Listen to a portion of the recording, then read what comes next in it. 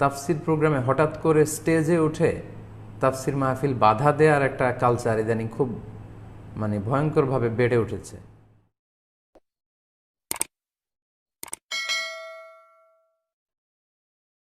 তো ইদানিংকালে তাফসির প্রোগ্রামের ব্যাপারে আমার যে অবজারভেশনগুলো সেগুলো আমি একটু একটু করে শেয়ার করি। প্রথম কথা হচ্ছে, আমি বেশ কয়েক মাস ধরেই লক্ষ্য করলাম, আপনারাও নিঃসন্দেহে এ ব্যাপারে ভালো আছেন, যে তাফসির প্রোগ্রামে হঠাৎ করে স্টেজে উঠে তাফসির মাহফিল বাধা দেওয়ার একটা কালচার ইদানিং খুব ভয়ঙ্করভাবে বেড়ে উঠেছে। এই একটা কালচার গড়ে উঠেছে এবং এটা খুবই দুঃখজনক। এটা অত্যন্ত দুঃখজনক একটা ঘটনা যে দাঈ ইলাল্লাহ যারা আছেন, কোরআনের মুফাসসির, ওনারা কথা বলতেছেন, হঠাৎ কেউ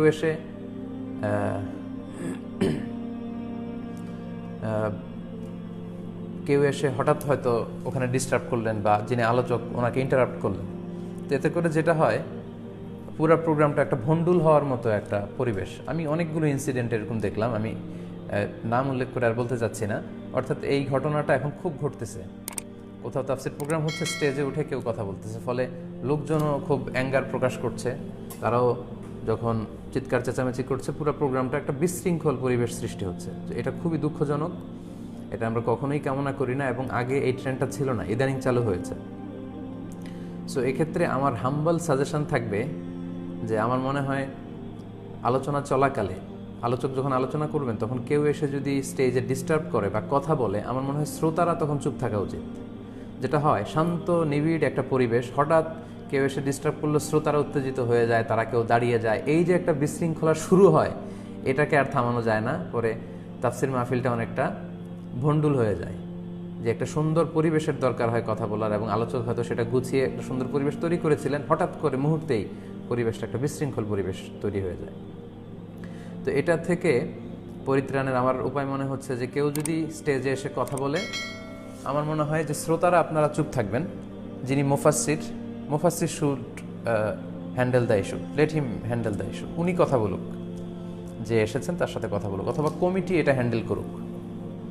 অনেক সময় এমনও হয় যে প্রশাসনের অনেক ভাইয়েরা অথবা আমাদের পুলিশ ভাইয়েরা হঠাৎ করে স্টেজে এসেছেন হয়তো কোনো ভালো কাজেই, ভালো কোনো ইনফরমেশন দেওয়ার জন্য, হঠাৎ করে লোকজন খুব চিৎকার চেঁচামেচি যখন চিৎকার শুরু করে শ্রোতারা, তখন দেখা যায় যে একটা বিশৃঙ্খলা সৃষ্টি হয়। সো আপনারা শ্রোতা হিসেবে আগে দেখা উচিত what's going on, what's happening, actually কী হচ্ছে আগে দেখেন। হতে পারে যে কোনো ভালো ইনফরমেশন দেওয়ার জন্যই কেউ এসেছেন। আর কেউ যদি বাধাগ্রস্ত করার জন্য আসে, তাহলে আমার মনে হয় যিনি আলোচক উনি ওনার সাথে কথা বলে বিষয়টা সেটেল করুক, অথবা কমিটি সেটেল করুক। তারপরে যদি আলোচক আপনাদেরকে রেসপন্স করতে বলে, তারপরে আপনারা রেসপন্স করতে পারেন, তখন আপনারা শাউট করতে পারেন, তখন আপনারা দেখা যায় যে আপনাদের রিয়াকশন প্রকাশ করতে পারেন। কিন্তু কিছু বুঝে ওঠার আগেই সবাই যখন চিৎকার চেঁচামেচি করেন, আমার মনে হয় এটা একটা কাইন্ড অফ কনস্পিরেসি অ্যাগেনস্ট তাফসির প্রোগ্রাম। তাফসির প্রোগ্রাম বন্ধ করার একটা বড় ষড়যন্ত্র এটা হতে পারে, যে কোথাও আলোচক কথা বলছেন, তাকে ইন্টারাপ্ট করা হলো, মুহূর্তের মধ্যে একটা বিশৃঙ্খলা ছড়িয়ে পড়লো পুরা ময়দানব্যাপী, একটা বিশৃঙ্খলা, এটাকে আর সামাল দেওয়া যাচ্ছে না।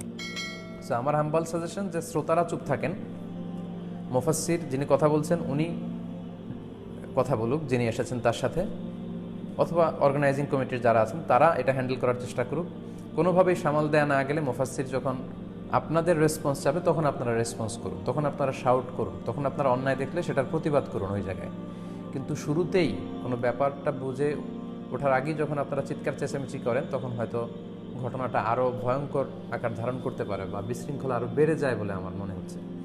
এটা হচ্ছে আমার 1 নম্বর অবজারভেশন। সেকেন্ড অবজারভেশন হচ্ছে, তাফসির মাহফিলে বাধা দেওয়ার পাশাপাশি আলেম ওলামাদের উপর সশস্ত্র হামলাও আমরা দেখতে পাচ্ছি।